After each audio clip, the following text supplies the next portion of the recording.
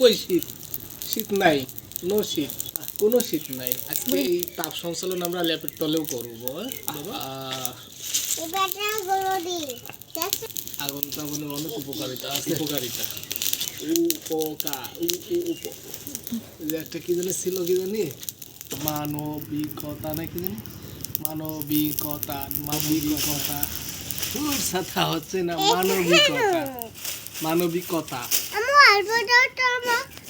তো আজকে পৌষের শীত, প্রচন্ড শীত, সারাদিন সূর্য উঠে নাই, সূর্য তাপ পাই নাই।